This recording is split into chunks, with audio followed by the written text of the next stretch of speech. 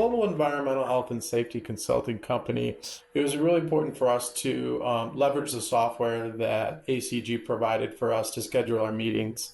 The software and scheduling tool does a fantastic job of allowing us to really filter down to the prime buyer sellers, private equity, M&A advisors that we need to get in contact with. And the tool and the platform does a great job of understanding just who those are, and allows a really easy scheduling tool to create meetings.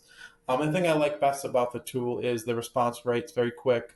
If people can or cannot meet, it was very helpful that you would have their contact information to reach out and maybe do a post ACG DealMAX meeting as well. So the scheduling tools, it was extremely important in having some success while attending the conference. This year in particular, I tried to take a really intentional, almost strategic approach to my scheduling.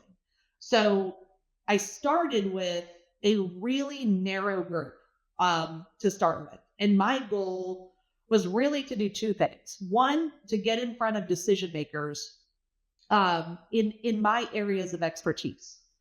And then also people who might have unique issues where my specific skill set can actually solve that, right? So going more for quality rather than quantity. And so, kind of going into it, I'm a real estate specialist. I do a lot of M&A. And so I tried to, for example, initially seek out only people in the real estate sector, and then only people where I am licensed to practice law, Texas and Florida. And then so I started really early, and then I would kind of do a round. And then for the next several rounds, I would go back and I would expand the search to either other jurisdictions, other industries, other firm types. And I kind of did it in a phased approach until I felt like I had a pretty good group of people that I had a lot of synergies with, where I knew that we weren't just going to meet for 20 minutes and jibber jabber. We were actually going to be able to, maybe do some business together. And then when it was all said and done, I had some availability still left on my scheduler. So I went ahead and reached out to a group that I knew I would have at least one synergy with, and that was other women.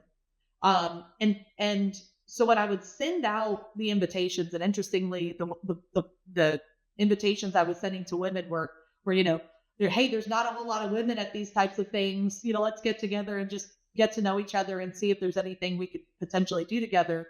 But for the other ones where it was a little bit more targeted, I would try to go in and learn a little bit about the person. Try to, send a personalized note about why specifically I was contacting them and why I thought it would be good for us to get together and meet.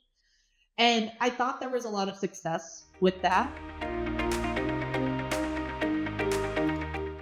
At Grotto, we wanted to set up a booth that had a fun activity that drew attention, but also kept the theme of helping investors make better decisions. And so we set up a blackjack table, which is a fun activity, one that's conversational though. So it drew people in, but then allowed all of us to actually speak to the potential customers.